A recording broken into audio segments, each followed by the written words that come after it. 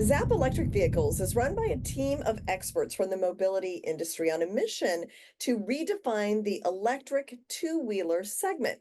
Now, Zap's debut product, the i300, is an urban electric high-performance two-wheeler capable of traditional motorcycle levels of performance in a step-through format, making them easier to use and more fun to ride.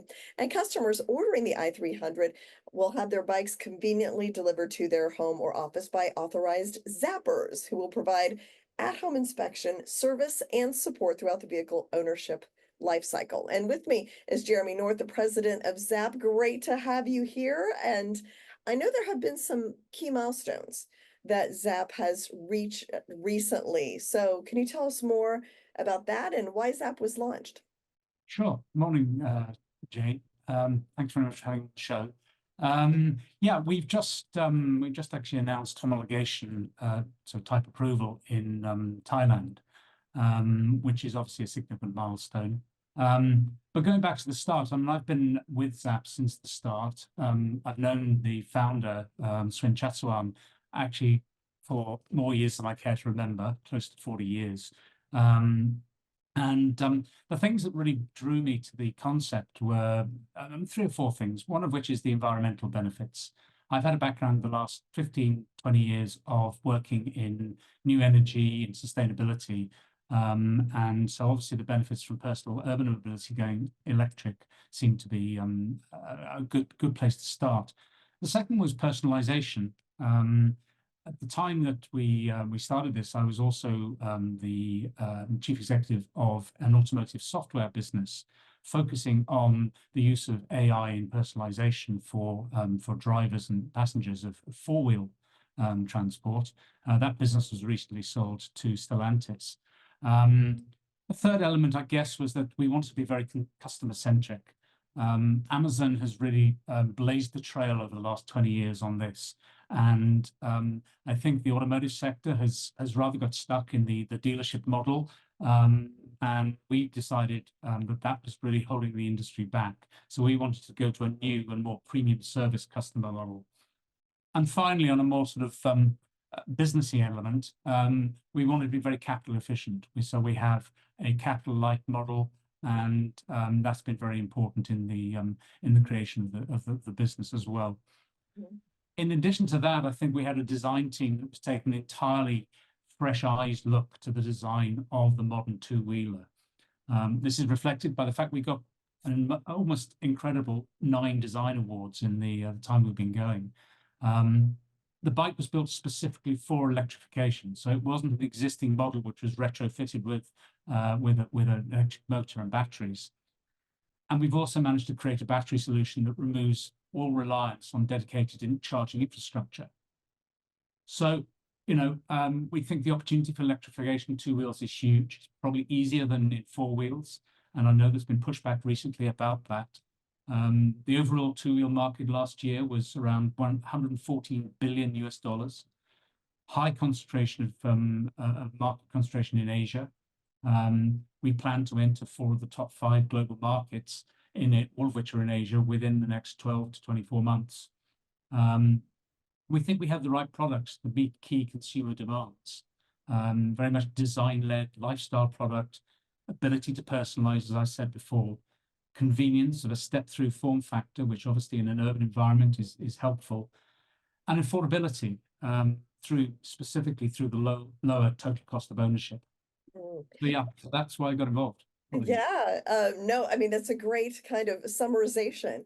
So, you mentioned the environmental benefits of the i300, and most people associate like electric vehicles of all types with lower tailpipe emissions, but the Zap is doing more environmentally than just that, correct? That's quite right. Now, tailpipe emissions are important. I live in central London. There are times of day when you're walking down Regent Street or some of the better known roads in London where the emissions are pretty bad. So tailpipe matters, but it isn't the only thing. We've focused on what we would call a Gen 2 sustainability, which is where we look at the whole vehicle. And we've tried to apply best practices on the entire life cycle of the product. So the bodywork can be made from recycled materials, initially ocean recovered plastics. there's a smaller footprint to the vehicle, and the time to assemble is shorter because there are fewer parts. We have less than 200 parts in the entire vehicle, where a traditional vehicle might have a multiple, will have a multiple of that. We don't have any energy-intensive elements in the assembly process, so there's no paint booth, there's no robots, there's no welding. And the batteries themselves will last 2,000 charges, many years life. I wouldn't wish to put an estimate on that. Yeah. Arithmetically, if you use it twice, if you charge it twice a week, that's 20 years. But I don't think anybody's going to keep the battery for 20 years, but it's a long time. And they can be refurbished into a second life if necessary. So, you know, we've looked at everything, we hope. Interesting. And it sounds like it's been eco-conscious every step of the way of the building of the vehicle. So now you mentioned the batteries. So let's talk about those because these are portable. Why is that important? Well, battery is important for lots of reasons. The car industry, the four-wheel sector, has obsessed, I would say, about the range anxiety question. And range anxiety is in a motorbike dealt with in three possible ways. One, you can have a non-removable or fixed battery that requires a fixed charge point. That could be at home, it could be on the street. It's not tremendously convenient, and that's the struggle that cars are having. You can have removable batteries that require swapping stations, so the modern equivalent of a gas or petrol station. And that is one approach, but it does require, both those first two require substantial infrastructure investment, and it's another barrier to adoption. We've chosen the route where we go with a portable battery, which is possible to charge from any standard wall socket. So the battery itself weighs around 6 kilos, which is what, 13 pounds, something like that. We provide two. So 6 kilos, you could take that battery out, you can charge it through a standard wall socket. At home, you can charge it at the office, you can go into Starbucks and charge it if necessary if you're on the way. So we believe that you know, allows us to, allows the customer, allows the end user to consider this to be more or less a range agnostic product in an urban environment. So we're kind of mimicking the UX of a cell phone, which is something that customers are already familiar with. Yeah. And the batteries sit under the feet, right? So Yeah. was that strategic? Why is that important? Well, that's an important part of our intellectual property. There are IP applications to that. It gets deep into the design of the bike, and you know, I go back to the fact that we designed this for electrification. One of the benefits is it's a lower center of gravity that allows improved handling and maneuverability, which obviously in an urban setting is very important. It frees up more space for storage under the seat. And so it's particularly helpful for, you know, densely populated urban areas in Asia with very high rates of two-wheel ownership. Yeah. So we think that's going to be important. Now, speaking of Asia, you mentioned Thailand and the new regulatory approval for the bikes there. So where does Zapp go from here? Okay, that's right. So we've now completed homologation, not a word that's easy to say quickly. And the bike is certified through the Department of Land Transport in Thailand. So we brought forward our commercial launch in that country, which is the 5th largest in the world for motorbike ownership, which is probably not something that many of the listeners to this podcast, particularly in the US, will be aware of.